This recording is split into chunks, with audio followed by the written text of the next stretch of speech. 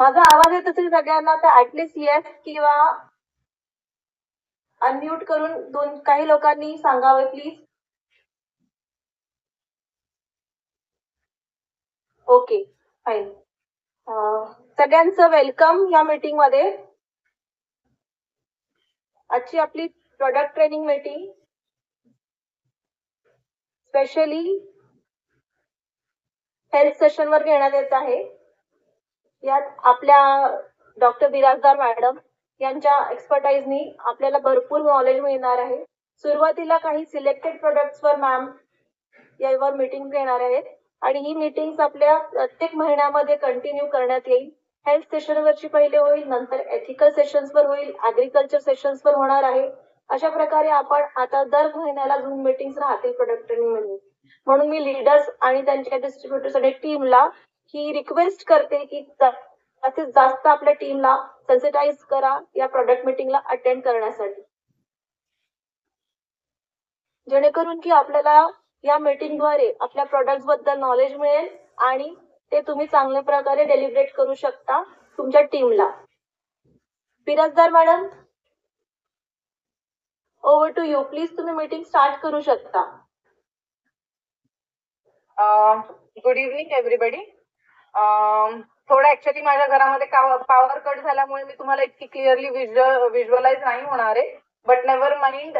माझ्यापेक्षा जास्त इथं स्क्रीन महत्वाची आहे, तर थोडंसं आजच्या दिवस ऍडजस्ट करून घ्या. स्क्रीनवर तुम्हाला मी बऱ्याचशा गोष्टी शेअर करेन तर तिथे लक्षात येईल. आणि माझा आवाज मला वाटतं क्लिअर आहे. प्रेरणा मॅम, माझा आवाज क्लिअर आहे? Yes ma'am. ओके, ठीक आहे. तो चालेल मॅम, काही हरकत नाही.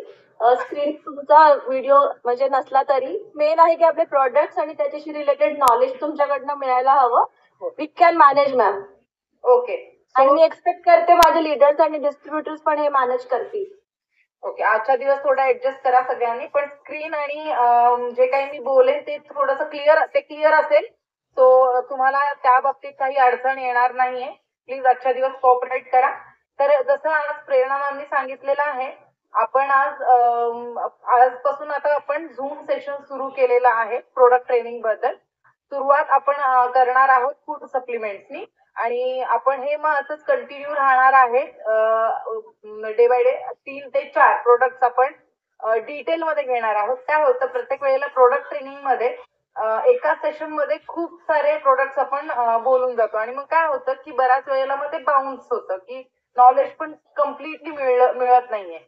तर मग हे जर आपण फक्त 3-4 असे प्रोडक्ट्स घेतले तर तुम्हाला क्लिअरली त्या प्रोडक्टचं नॉलेज मिळेल. कुठले प्रोडक्ट कुठल्या कंडिशन मध्ये दिले पाहिजे, कुठे नाही दिले पाहिजे, हेही समजणं खूप गरजेचं आहे. तर आज मी सगळे डिटेल्स तुम्हाला शेअर करेन. आज आपण डिस्कस करणार आहोत 3 प्रोडक्ट्स बद्दल, गॅनोडर्मा, स्पिरुलिना आणि मोरिंगा बद्दल. ठीक आहे, तर आजच्या सेशनला सुरुवात करूया आपण.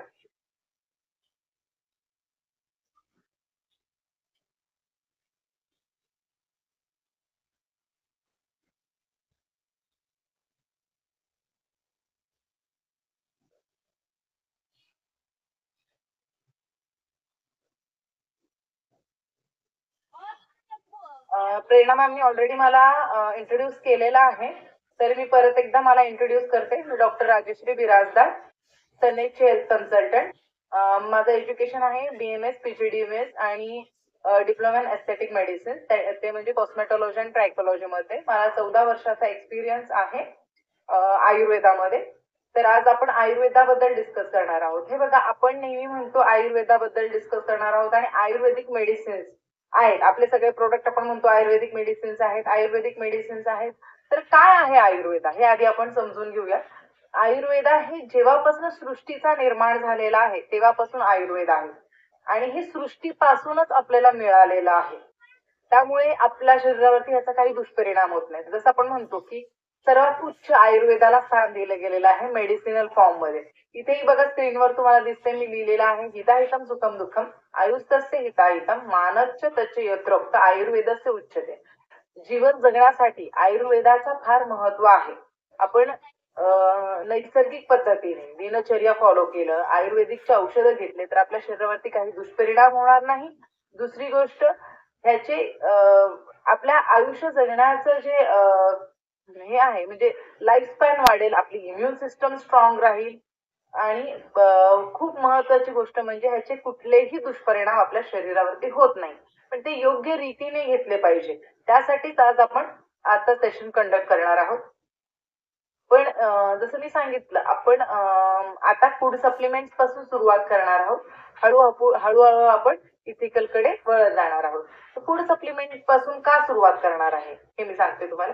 जसं मी प्रत्येक माझ्या लेक्चरमध्ये सांगते, महत्व काय, आयुर्वेदाची प्रायोरिटी काय आहे किंवा आपल्या जगण्याची प्रायोरिटी काय आहे.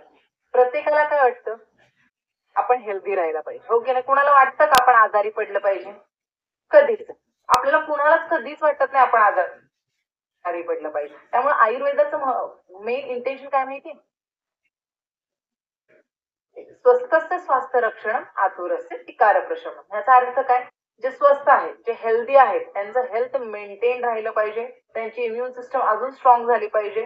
म्हणजे अचानक कुठलं व्हायरस किंवा कुठली संसर्गजन्य व्याधी जर पसरली कुठे, आता जशी या सीझन मध्ये सर्दी खोकल्याचं संसर्गजन्य व्याधी पसरली आहे, तसं चिकनगुनिया झालं, व्हायरल अर्थरायटिस झालं किंवा मच्छर चावल्याने डेंग्यू, चिकनगुनिया, मलेरिया सारखे आजार झाले. जर आपली इम्युन सिस्टम स्ट्रॉंग असेल, असं नाही की आपली इम्युन सिस्टम स्ट्रॉंग असल्यामुळे आपल्याला मच्छर चावले तरी डेंग्यू होणार नाही किंवा चिकनगुनिया होणार नाही, नाही होणार, कारण डेफिनेटली मच्छर त्याचं काम करणार आहे, ते आपल्या बॉडीमध्ये व्हायरस सोडणार आहे. तर ह्यापासून बचावासाठी आपल्याला शरीराला आपल्याला तयार करायचंय. तर ते कसं तयार करायचं, तर त्यासाठीच आयुर्वेदिक औषध आपण रेग्युलरली घेतलं पाहिजे. त्यामुळे ह्याला म्हणतात स्वस्तस्य स्वास्थ्य रक्षण. कुठल्याही व्याधीचा जर अटॅक झाला आपल्या बॉडीवरती, तर त्याच्यापासून बचाव करण्यासाठी औषधं घेऊन आपल्या शरीराला आपण संरक्षण प्रदान करायचं आहे. दुसरं त्याचं जो हे आहे आयुर्वेदाचं मधलं, जसं मी सांगितलं, स्वस्तस्य स्वास्थ्य रक्षण झालं. नंतर आलं आतुरस्य विकार प्रशमन. आतुरस्य विकार प्रशमन म्हणजे जे रोगी आहेत, जे आजारी आहेत, त्यांना निरोगी करण्याचं. काय, ते निरोगी करण्यासाठी आपण नंतर बघतो, म्हणजे आजारपणाला ट्रीटमेंट आपण नंतर द्यायचे, आधी आपण स्वतः हेल्दी राहणं पाहिजे. या गोष्टीवर आपण चर्चा करणार आहोत. तर आधी आपण फूड सप्लिमेंट्स वर चर्चा करणार आहोत, नंतर मग हेल्दी राहण्याचं जर डिस्कशन झाल्यानंतर मग आपण आजार पडल्यानं पुढे हळूहळू एक सेशन मध्ये आपण डिस्कस करत जाणार आहोत. तर आज आपण जे 3 फूड सप्लिमेंट्स इथे आज डिस्कस करणार आहोत ते आहेत गॅनोडर्मा, मोरिंगा आणि स्पिरुलिना. तर आज सुरुवात करूयात गॅनोडर्माने. गॅनोडर्मा हे एक खूप रेअर फॉर्म ऑफ मशरूम आहे, जे की फक्त थंड प्रदेशात, जिथे बर्फ पडतं अशा प्रदेशात फक्त हे उगवलं जातं. खूप रेअर अशी ही एक वनस्पती आहे. तर त्या वनस्पतीने आपल्याला जे घटक मिळतात त्याच्यामध्ये खूप सारे विटॅमिन्स, मिनरल्स आहेत. आणि महत्वाचं म्हणजे ह्याचं मेन जो कार्य आहे, ते कार्य आहे रोग प्रतिकारक शक्ती वाढवणे, अँटीऑक्सिडेंट आहे, अँटी इन्फ्लामेटरी आहे, प्लस हे रक्त पातळ करण्याचं कार्य करतं. त्यामुळे आपण काय करतो, रक्त पातळ होण्याची जी औषधं चालू असतात ज्या व्यक्तींना, आपण त्या व्यक्तींमध्ये हे देतो. कुणाला रक्त पातळ होण्याच्या गोळ्या चालू असतात बरं? रक्त पातळ होण्याच्या गोळ्या चालू असतात हार्टच्या पेशंटला, मेंदूच्या पेशंटला ज्यांना स्ट्रोक किंवा पॅरालायसिसचा अटॅक आलेला आहे, किंवा ज्या पेशंटचा ऍक्सिडेंट मध्ये किंवा मेंदूला मार लागल्यामुळे ज्यांना पॅरालायसिसचा अटॅक आलेला असतो अशा कंडिशन्स मध्ये, आणि ज्यांना डीव्हीटीचा म्हणजे व्हेरिकोज वेन्स चे ऍडव्हान्स फॉर्म जे असते, ज्याला आपण डीप वेनस थ्रोम्बोसिस म्हणतो, त्या कंडिशन मध्ये, आणि आर्टेरियल एन्युरिझम किंवा ऑक्लुजन.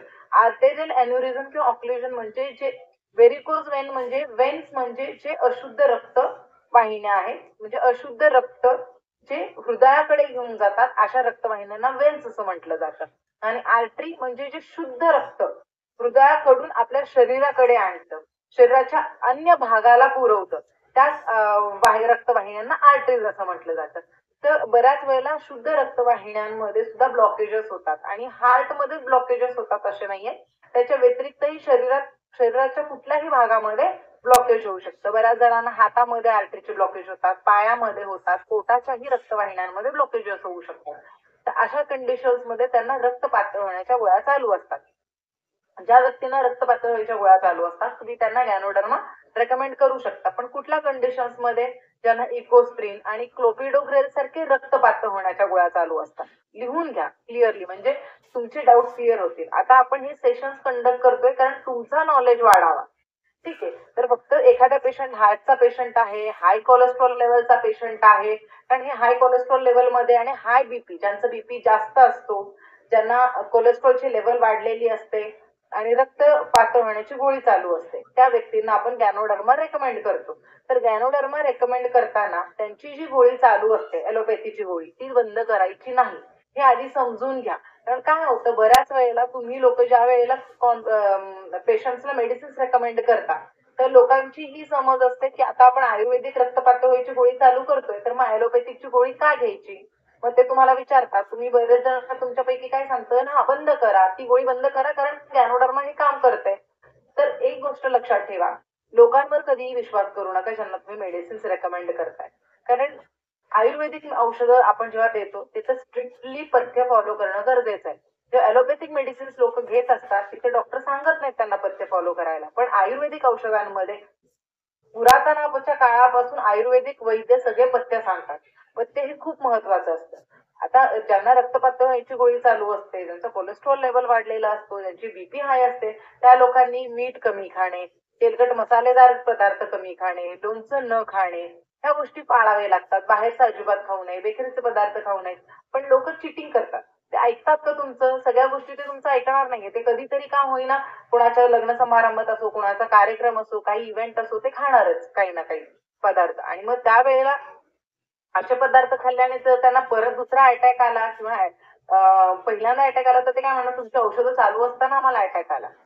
ते हे सांगणार नाहीत. कधी स्वतःवरती कोणीही दोष देणार नाही की हा बाबा आम्ही पथ्य पाळले नाहीत त्याच्यामुळे आम्हाला झाले. ते ब्लेम औषधांवरती टाकतील. त्यामुळे त्यांचे रक्तपातळ व्हायच्या गोळ्या, बीपीच्या गोळ्या किंवा कोलेस्ट्रॉलच्या गोळ्या डॉक्टरांच्या सल्ल्याशिवाय परस्पर तुम्ही बंद करू नये. त्यांना पण ते सांगायचं परस्पर औषधं बंद करायची नाही, डॉक्टरांच्या सल्ल्याने. हा, डॉक्टरांना वाटलं की बाबा ह्या व्यक्तीला आता अमुक अमुक गोळ्यांची गरज नाहीये, फक्त आयुर्वेदिक औषधांनी हा माणसाला बरं वाटतंय, ह्याचे सगळे पॅरामीटर जे आहेत, कोलेस्ट्रॉल झालं, बीपी झालं, सगळ्या गोष्टी जर हे नॉर्मल आहेत, त्या कंडिशन मध्ये डॉक्टरांच्या सल्ल्याने ते औषधं बंद करायचे, तर आपल्या परस्पर मनाने करायचे नाही. तर इकोस्प्रिन चालू असेल मग का गॅनोडर्मा घ्यावा त्याने? किंवा रक्तपातळ व्हायची त्याची गोळी चालू असेल मग गॅनोडर्मा घेण्याचा फायदा काय त्या व्यक्तीला? ही शंका जर तुमच्या मनात येत असेल तर समजून घ्या. आपण पहिली गोष्ट, त्यांचा जो परत अटॅक येण्याचे चान्सेस आहेत, ते चान्सेस आपण त्यांचे कमी करणार आहोत. प्लस त्यांचे जे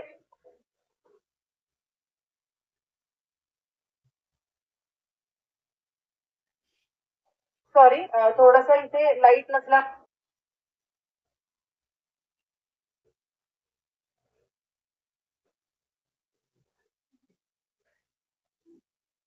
सॉरी फॉर द इनकन्व्हिनियन्स. तर आम्ही ते सांगत होते, काय होतं की ज्या वेळेला त्याचा नेक्स्ट अटॅक येण्यासाठी आपण प्रिव्हेंट करू शकतो, त्याच्या कोलेस्ट्रॉल लेवल मॅनेज करायचा प्रयत्न करतो. आणि मेन म्हणजे गॅनोडर्मा आयुर्वेदिक असल्यामुळे त्याचे काहीही साईड इफेक्ट्स नाहीयेत. साईड इफेक्ट आणि जे रक्तपातळ व्हायची गोळी चालू असते, मॅक्सिमम लोकांना ज्यांना रक्तपातळ व्हायची गोळी चालू असते त्या लोकांना कोलेस्ट्रॉलच्या पण गोळ्या चालू असतात. तर जेव्हा ते या मेडिसिन्स घेतात त्यांना काय होतं की लॉंग टर्म या मेडिसिन्स घेतल्यामुळे त्यांच्या स्नायूंमध्ये दुखणं सुरू होतं. कारण स्नायूंची जी टाइटनेस असते ते वाढते, स्नायू आखडल्यासारखे वाटतात, हातपाय दुखतात. तर आपण काय करतो की गॅनोडर्मा आणि त्यांची जे स्नायू आखडलेले असतात ते कमी होतात, त्यांना ते दुखत नाही आणि त्यांना पुन्हा अटॅक यायचे चान्सेस कमी होतात. त्यामुळे आपण इकोस्प्रिन सुद्धा चालू ठेवतो किंवा त्यांचे रक्त पातळ होण्याच्या औषधांसोबत आपण त्यांना गॅनोडर्मा देतोय. कारण गॅनोडर्माने त्यांना आपण प्रिव्हेंट करतोय पुढच्या आजारांपासून. प्लस त्यांना आपण जेव्हा मेडिसिन देतो, कारण जसे आपले आयुर्वेदिक मेडिसिन सगळे अँटीऑक्सिडेंट आहेत, तर आपण त्यांना रोग प्रतिकारक शक्तीही वाढवते. त्याच्यामुळे आपण त्यांना त्यांच्या रक्त पातळ होण्याच्या गोळीसोबत गॅनोडर्मा द्यायचे. दुसरी गोष्ट, पेशंट्सला काही ठराविक असे पेशंट असतात ज्यांना रुमॅटिक हार्ट डिसीज, हार्ट अटॅक नव्हे, रुमॅटिक हार्ट डिसीज, ज्यांना हार्टच्या वॉलचा प्रॉब्लेम असतो, ब्लॉकेज नसतात पण त्यांचे हार्टचे वॉल कमजोर असतात. अशा पेशंट मध्ये ज्यांचे रक्तवाहिनी जे आहेत ते ब्लॉक असतात, जसं मी सांगितलं की आर्टरीज ब्लॉक असतात, म्हणजे शुद्ध रक्तवाहिन्या ब्लॉक असतात. असे ठराविक काही पेशंट असतात ज्यांचे ब्लॉकेजेस खूप जास्त असतात, म्हणून त्यांना वारफरीन नावाची गोळी चालू असते, लिहून घ्या. वार्फ नावाने ही मार्केटमध्ये मिळते, वार्फ म्हणून. तर ही गोळी ज्या व्यक्तीला चालू असेल त्यांना गॅनोडर्मा नाही द्यायची, कारण ह्या व्यक्तीचे पीटीआयएनआर खूप कंप्लीट मारू शकतो, तर वार्फरिनमुळे ब्लिडिंग होत असेल तरी सुद्धा ते ब्लेम आपल्या गॅनोडर्माला देतील, त्या करून येते ती चालू असते त्यांना अजिबात गॅनोडर्मा द्यायचं नाही. ज्यांना इकोस्पिरिन क्लोपिडोग्रेस चालू असते त्यांना तुम्ही गॅनोडर्मा देऊ शकता. दुसरी गोष्ट, गॅनोडर्मा याच्या व्यतिरिक्त कॅन्सरच्या पेशंटमध्ये आपण देऊ शकतो, ज्यांचे किडनी डॅमेज झालेल्या स्टोन्स खूप मोठे आहेत. आता आपल्याकडे अश्मभेदक तर आहेतच, ठीक आहे, पण ज्यांचे किडनी स्टोन्स 10 mm पेक्षा जास्त साईजचे असतील त्यांच्यामध्ये तुम्ही गॅनोडर्मा आणि गोअर्कही द्यायचं आहे. ठीक आहे, ते गॅनोडर्माने काय होतं की त्यांना त्यांच्या किडनीला बळ मिळतं, ते किडनी चे जे सूज वगैरे आलेली असेल ती कमी होते. ज्यांना लघवी होण्यास त्रास होत असतो ते ताण कमी पडतो, त्रास कमी होतो, लघवीचा प्रवाह व्यवस्थित होतो. त्यामुळे तुम्ही किडनी डॅमेज कंडिशन मध्ये आणि किडनी स्टोनच्या कंडिशन मध्ये गॅनोडर्मा त्यांना रेकमेंड करू शकता. त्या व्यतिरिक्त जसं मी सांगितलं, कॅन्सरच्याही पेशंटला कुठल्याही पेशंटला तुम्ही हे सांगू नका की आपण गॅनोडर्मा चालू केलेला आहे किंवा आपले औषध सुरू केले आहे तर तुमचा किमो बंद करा. ठीक आहे, असं काही सांगायचं नाहीये, कारण पेशंट वाईट अवस्थेत असू शकतो, पेशंटची सिव्हिअरिटी लेवल आपल्याला माहित नसते की तो किती त्याची बॉडी कशी रिस्पॉन्ड करते कुठल्याही कंडिशनला. त्यामुळे त्यांना किमो चालू असताना सुद्धा तुम्ही गॅनोडर्मा देऊ शकता. त्यांना त्यांचे किमोचे सेशन्स कंप्लीट झाल्यानंतर सुद्धा तुम्ही गॅनोडर्मा सुरू करू शकता.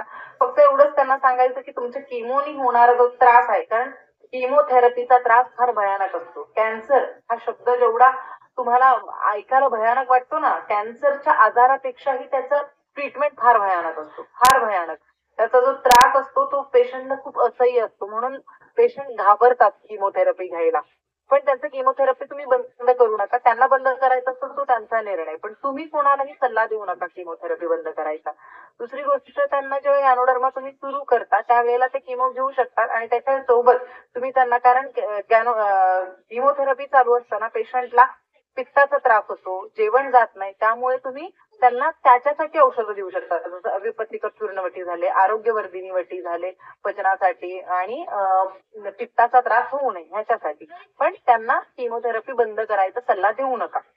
आपण गॅनोडर्मा याच्यासाठी सुरू करतो जेणेकरून त्यांना इथून पुढे जे त्यांचे वाढलेले सेल्स आहेत कॅन्सरमुळे, ते कॅन्सर वाढू नये किंवा शरीराच्या अन्य भागाला ते पसरू नये याच्यासाठी आपण गॅनोडर्मा देतो. ऍज अ प्रिकॉशनरी ट्रीटमेंट आपण गॅनोडर्मा देतो. आणि किमोथेरपीमुळे त्यांच्या बॉडीमध्ये जे त्यांचे स्नायू कमजोर झालेले असतात, रक्तवाहिन्या कमजोर झालेले असतात, शारीरिक बळ कमी झालेलं असतं, आपण गॅनोडर्माने ते सगळं वाढवतो. त्याच्यामुळे त्यांना गॅनोडर्मा द्या दिवसातून 2 वेळा एक कॅप्सूल, पण त्यांना सल्ले देऊ नका की किमोथेरपी बंद करा. ओके, गॅनोडर्मा एक कॅप्सूल दिवसातून 2 वेळा जेवल्यानंतर. या व्यतिरिक्त तुम्ही ज्यांना एन्झायटीची औषधं, म्हणजे ज्यांना डिप्रेशनसाठी गोळ्या चालू असतात, रात्री झोप येत नाही, चिडचिड होते, ह्याच्यासाठी गोळ्या चालू असतात, मानसिक समाधानासाठी, त्यांच्यासाठी सुद्धा तुम्ही मनसोपचार म्हणून तुम्ही गॅनोडर्मा त्यांना देऊ शकता. हा, अशा कंडिशन्स मध्ये तुम्ही त्यांच्या झोपेच्या गोळ्यांचा जो डोस आहे तो हळूहळू कमी करू शकता. गॅनोडर्मा जेव्हा आपण स्टार्ट करतो त्यावेळेला तुम्ही हळूहळू त्यांचे झोपेच्या गोळ्यांचा प्रमाण जो आहे तो कमी करू शकता. ठीक आहे, पण एकदम बंद नाही करायचं, हळूहळू कमी करू शकता. त्याच्या व्यतिरिक्त तुम्ही त्यांना जर एखाद्या पेशंटला जर खूप सूज असेल सांध्यांना, कारण हे अँटी इन्फ्लामेटरी कार्य पण करतं. अँटी इन्फ्लामेटरी म्हणजे एखाद्याला इन्फेक्शन असेल, सूज असेल, जसं सांध्यांची सूज असते हाय युरिक ऍसिड मध्ये किंवा गाऊट मध्ये, ज्या पेशंट्सला युरिक ऍसिड वाढल्यानंतर सांधे सुजतात, सांधे दुखतात, त्याला गाठिया वात म्हटलं जातं किंवा पण त्याला गाऊट असं म्हटलं जातं मॉडर्न सायन्स मध्ये. तर अशा कंडिशन्स मध्ये सुद्धा तुम्ही त्यांना गॅनोडर्मा देऊ शकता. किंवा एखाद्याला आमवात मध्ये, रुमॅटॉइड अर्थरायटिस, आमवात सारख्या कंडिशन मध्ये जिथे सांधे दुखतात, सांधे सुजतात, अशा कंडिशन मध्ये सुद्धा तुम्ही त्यांना गॅनोडर्मा रेकमेंड करू शकता. याच्या व्यतिरिक्त वाढलेल्या वजनासाठी सुद्धा गॅनोडर्मा रेकमेंड करू शकता. एखाद्याला गर्भाशयामध्ये सिस्ट असेल, फायब्रॉइड असेल किंवा ब्रेस्टमध्ये सिस्ट असेल, फायब्रॉइड असेल, अशा कंडिशन्स मध्ये किंवा कुठेही शरीरामध्ये गाठ असेल, लायफोमा, चरबीच्या गाठी असतील, अशा कंडिशन्स मध्ये पण तुम्ही त्यांना गॅनोडर्मा रेकमेंड करू शकता. एक कॅप्सूल दिवसातून 2 वेळा जेवल्यानंतर. स्पिरुलिना. आता आपण नेक्स्ट हे घेऊया प्रोडक्ट, ते आहे स्पिरुलिना. आपलं जे स्पिरुलिना प्रोडक्ट आहे ह्याच्यामध्ये दोन औषधांचा समावेश आहे. ते म्हणजे एक स्पिरुलिना आणि अश्वगंधा. स्पिरुलिना हे एक नदी काठावर किंवा लेक्स मध्ये वगैरे आपण म्हणतो ते उगवतं. एक शेवाळ आहे एका प्रकारचे, पण ह्याची जे मेडिसिनल क्वालिटीज आहेत ते फारच उत्तम आहेत. त्याच्याने शरीरातील ताण कमी होतो, तणाव कमी होतो. त्या व्यतिरिक्त ज्यांना व्हिटॅमिन B12च्या कमतरतेमुळे, तर काय होतं, ह्या स्पिरुलिना जे आहे हे रिच इन व्हिटॅमिन्स आहेत. ह्याच्यामध्ये बरेचसे व्हिटॅमिन्स आणि प्रोटीन्सची मात्रा खूप जास्त आहे. त्याचे भरपूर पौष्टिक तत्व आहेत. त्याच्यामध्ये लोहाची जी मात्रा आहे ती खूप जास्त आहे. त्यामुळे तुम्ही ज्यांना रक्त कमी असेल, हिमोग्लोबिन कमी असेल, त्या व्यक्तींना तुम्ही स्पिरुलिना रेकमेंड करू शकता. व्हिटॅमिन B12 डेफिशियन्सीची जी व्यक्ती असतात त्यांना तुम्ही रेकमेंड करू शकता.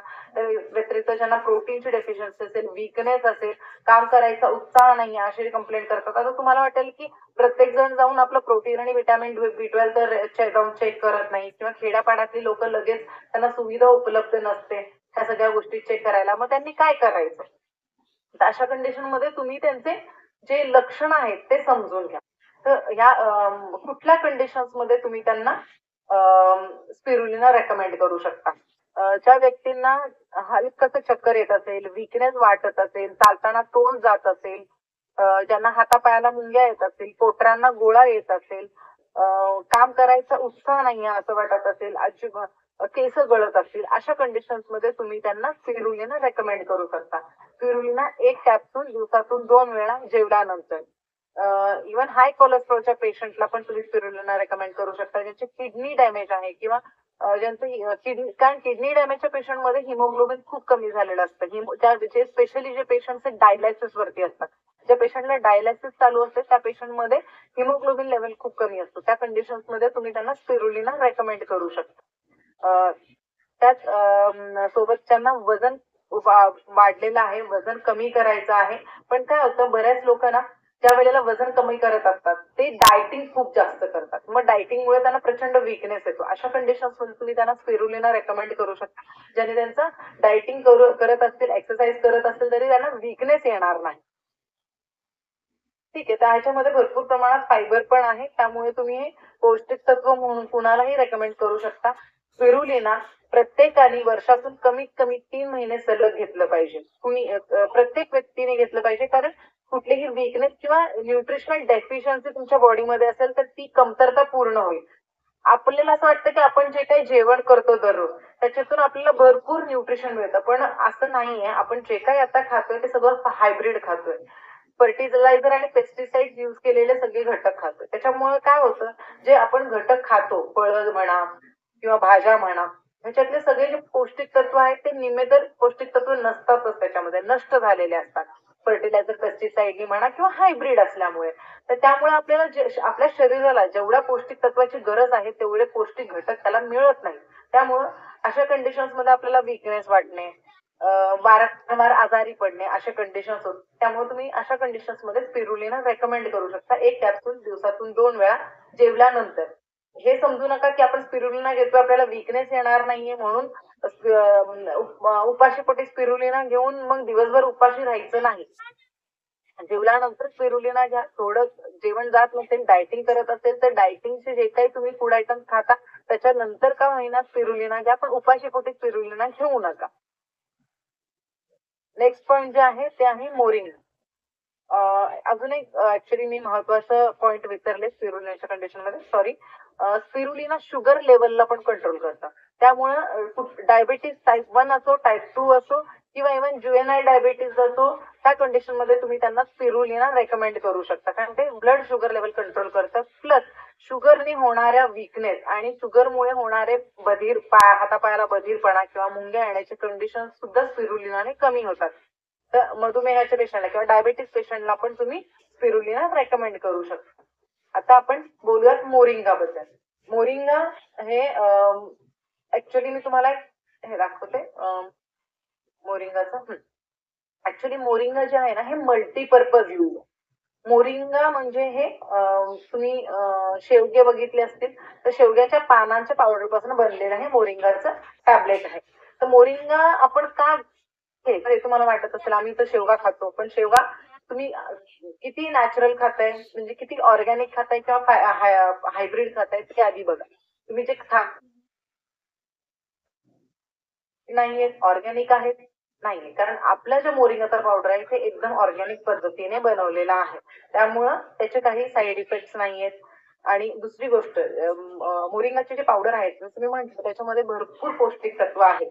तर ते कुठल्या कुठल्या कंडिशन मध्ये तुम्ही रेकमेंड करू शकता, तर ज्यांना हाडाचे स्नायूचे दुखणे आहेत, ज्यांचे हाडं कमजोर आहेत, कारण ह्याच्यामध्ये प्रचंड प्रमाणात कॅल्शियम आहे, कॅल्शियमचा भरपूर साठा आहे. त्यामुळे तुम्ही ज्यांना स्पेशली 35 नंतर प्रत्येक महिलाचे कंप्लेंट्स येत आहेत, हल्ली तर खूप जास्त प्रमाण वाढलेलं आहे. त्यांना कंबर दुखी, पाय दुखी, कमजोर वाटणं, गुडघे सांधे दुखतात खूप प्रचंड कमी वयामध्ये, कारण 35 नंतर महिलांमध्ये कॅल्शियमची कमतरता वाढते. आणि पुरुषांमध्येही जर आपण बघितलं तर ऍक्च्युली पूर्वी जे आहे 60-65व्या वर्षी ते सांधेदुखी कंप्लेंट करायचे, पण आता असं नाहीये. खूप कमी वयामध्ये 30-35तले पुरुष सुद्धा जे बसून कार्य करतात, एका जागी बसून काम करतात, एसी मध्ये खूप वेळ बसून काम करतात, अशा कंडिशन मध्ये त्यांची पाठ भरून येते किंवा कंबर दुखते किंवा इव्हन बऱ्याच वेळेला मणक्यामध्ये गॅपही असतात. तर अशा कंडिशन मध्ये पण तुम्ही मोरिंगा त्यांना रेकमेंड करू शकता. त्या व्यतिरिक्त ज्यांना सांधे दुखतात आणि सांधे सुजतात अशा कंडिशन मध्ये पण तुम्ही त्यांना मोरिंगा प्लस टॅबलेट रेकमेंड करू शकता. मोरिंगा प्रत्येक ज्यांना कुणाला सांध्यांचं दुखणं, हाडांचं दुखणं, स्नायूचं दुखणं आहे त्या सगळ्या व्यक्तींना तुम्ही मोरिंगा रेकमेंड करू शकता. ज्यांना नसेलही समजा पण तुमच्या स्नायूंना आणि हाडांना जर बळ द्यायचं आहे अशा कंडिशन मध्ये तुम्ही मोरिंगा तुमच्या हाडांच्या आणि स्नायूच्या हेल्थसाठी मोरिंगा टॅबलेट दिवसातून 2 वेळा, एक टॅबलेट दिवसातून 2 वेळा जेवल्यानंतर. त्या व्यतिरिक्त ज्यांना हार्टच्या पेशंट्सला, हृदयाच्या स्नायूंना बळ देण्यासाठी तुम्ही मोरिंगा टॅबलेट रेकमेंड करू शकता. त्या व्यतिरिक्त ज्या पेशंटला वीकनेस आहे, ज्यांची रोगप्रतिकारक शक्ती कमी आहे, पचनशक्ती कमजोर आहे, अशा कंडिशन्स मध्ये सुद्धा तुम्ही अन्नपचनासाठी मोरिंगा टॅबलेट रेकमेंड करू शकता. त्या व्यतिरिक्त ज्यांना डिप्रेशनचा त्रास आहे, रात्री झोप येत नाही, ज्यांना झोपेसाठी काही औषधं घ्यायला लागतात, टॅबलेट चालू असतात, त्यांना तुम्ही गॅनोडर्मा आणि मोरिंगा देऊ शकता, जेणेकरून त्यांचे झोपेचे औषध हळूहळू बंद होतील. आणि कारण गॅनोडर्मा आणि मोरिंगाची सवय लागत नाही. जे लोक झोपेच्या गोळ्यांवर असतात त्यांना झोपेच्या गोळीची सवय लागते, प्लस त्याचे खूप जास्त साईड इफेक्ट असतात. ही जी लोक झोपेच्या गोळी घेत असतात ती सतत दिवसभर सुद्धा सुस्तावलेली असतात. काही पेशंट तर असे कंप्लेंट करतात की त्यांना दिवसभर पण झोप येते. त्यामुळे तुम्ही जर त्यांना मोरिंगा आणि गॅनोडर्मा दिलं तर त्यांना दिवसभर फ्रेश वाटेल, झोप येणार नाही, रात्रीची झोप शांत लागेल. त्यासोबत गॅनोडर्मा मोरिंगा सोबत तुम्ही त्यांना नस्य ऑइल पण रेकमेंड करू शकता. जर खूप त्रास असेल तर त्याच्यासोबत तुम्ही वेदामृत आणि ओमेगा सुद्धा रेकमेंड करू शकता. ज्यांना झोप लागत नाहीये, ज्यांना अँटी डिप्रेशनच्या गोळ्या चालू असतात, ज्यांना डिप्रेशनमुळे खूप जास्त त्रास होतो, खूप जास्त विचार करतात, काही लोक खूप जास्त चिडचिड करतात, त्याच्यामुळे अशा कंडिशन्स मध्ये पण तुम्ही त्यांना मोरिंगाचे टॅबलेट रेकमेंड करू शकता. मोरिंगा टॅबलेट, एक टॅबलेट दिवसातून 2 वेळा जेवल्यानंतर. आणि आता खूप खूप महत्वाची एक तुम्हाला सरप्राईज आहे, जे अनाउन्समेंट करायला जाणार आहे मी, ती आहे आपला एक न्यू प्रोडक्ट. तो न्यू प्रोडक्ट लॉन्च झालेला आहे, तो आहे व्हिटॅमिन B12. खूपच आनंदाची गोष्ट आहे की आपल्याकडे आता व्हिटॅमिन B12 चेही कॅप्सूल्स अवेलेबल आहेत. जसं मी तुम्हाला सांगितलं व्हिटॅमिन B12 चे डेफिशियन्सी हल्ली खूप खूप खूप प्रमाणात वाढलेला आहे. पूर्वी ही समज होती, जी लोक नॉनव्हेज खातात त्यांना व्हिटॅमिन B12 डेफिशियन्सी नसते, फक्त जे लोक व्हेज खातात त्यांना फक्त व्हिटॅमिन B12 ची डेफिशियन्सी असते. पण ही गैरसमज आहे हल्ली, कारण नॉनव्हेज सुद्धा नॅचरल नाही. ते सुद्धा बॉयलरच्या अंडी, बॉयलरच्या कोंबड्या, इंजेक्शन दिलेल्या मटण, त्यामुळे कुठलीही गोष्ट घटक हे शुद्ध असं मिळत नाही. त्यामुळं नॉनव्हेज खाणाऱ्यांमध्ये सुद्धा व्हिटॅमिन B12 ची कमतरता खूप वाढलेली आहे.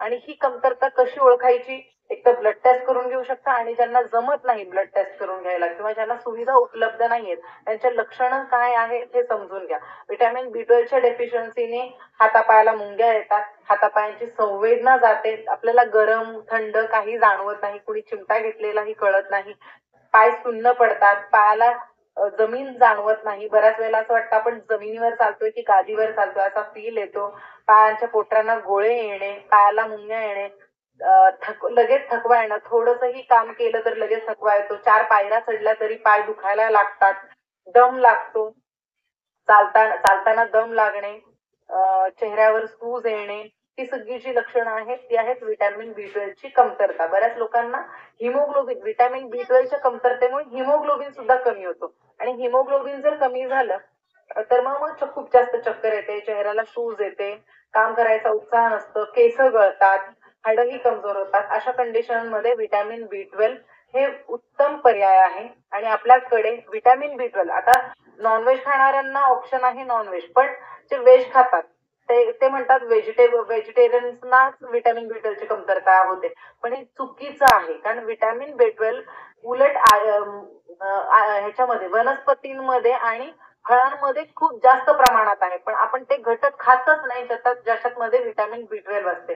तर अशाच वनस्पतींनी किंवा फळांनी म्हणजे कम्प्लीट आणि pure plant based vitamin B12 आपल्याला सनेजने दिलेला आहे. म्हणजे हे व्हेजिटेरियन्स आणि नॉन व्हेजिटेरियन्स दोघेही घेऊ शकतात, कारण हे प्युअर प्लांट बेस्ड कॅप्सूल आहे व्हिटॅमिन B12चं. त्या घटकाने आपल्याला नॅचरली सुद्धा प्रत्येकाने हे व्हिटॅमिन B12 वर्षातून 3 महिने तरी कंपल्सरी घेतलं पाहिजे, ज्याच्याने आपल्याला व्हिटॅमिन B12 कमतरता शरीरात कधी होणारच नाही, कमजोरी वाटणार नाही, दिवसभर एनर्जी राहील. ठीक आहे.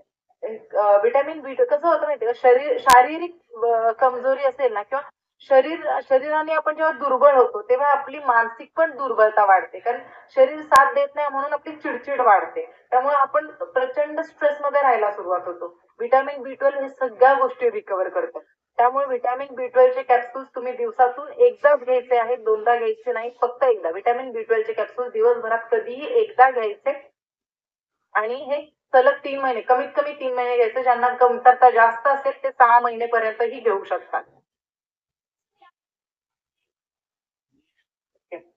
पण ह्या सर्वांसोबत आता आज आपण डिस्कस केलेला आहे गॅनोडर्मा, मोरिंगा, स्पिरुलिना आणि व्हिटॅमिन B12 चे आपलं नवीन लॉन्च झालेलं प्रोडक्ट आहे, याबद्दल आपण आज डिस्कस केलेलं आहे. पण ह्या सगळ्यांसोबत मी तुम्हाला मगाशीच म्हटलेलं आहे, आपण नैसर्गिक जीवन जगलं पाहिजे, कारण निसर्गापासून जर आपल्याला जे घटक मिळतात त्याचा आपल्या शरीराला फायदा झाला पाहिजे, आपल्या शरीरावरती ह्या गोष्टींचा दुष्परिणाम नाही झाला पाहिजे. किंवा जर तुम्हाला वाटत असेल की आपण नेहमीच निरोगी राहिलं पाहिजे तर वेळेवर झोपा आणि वेळेवर उठा. वेळेवर झोपणे आणि वेळेवर उठणे हे म्हणजे दिनचर्या फॉलो करणं खूप गरजेचं आहे. रात्री 10 ते 3 चा जो वेळ असतो त्या वेळेला जर आपण झोप घेतली तर आपल्या शरीरामध्ये मेटाबॉलिझम म्हणजे पचनशक्ती खूप चांगली राहते आणि जे अन्न आपण खाल्लेलं असतं ते व्यवस्थित पचन होऊन त्याचं पोषण आपल्या शरीराला मिळतं. दुसरी गोष्ट, सकाळी जर लवकर उठून तुम्ही व्यायाम केलात तर तुमचं शरीर हे निरोगी राहतं, सुदृढ राहतं, तुमची हाडं आणि स्नायू बळकट राहतात, त्यांची लवचिकता मेंटेन होते आणि 10 ते 2 या काळामध्ये तुम्ही झोपले तर तुमचे हार्मोन्स पण खूप छान कार्य करतात. जर तुम्ही या वेळेला नाही झोपलात तर ते तेवढा काळ तुमच्या शरीराला कमी मिळतो आणि ते कार्य शरीरात तुमच्या घडत नाही. ठीक आहे, त्यामुळे वेळेवर झोपणं आणि वेळेवर उठणं हे खूप खूप गरजेचं आहे. त्यामुळे दिनचर्या फॉलो करा, हेल्दी राहा आणि पौष्टिक आहार घ्या, हेल्दी राहा आणि खुश राहा. Thank you so much.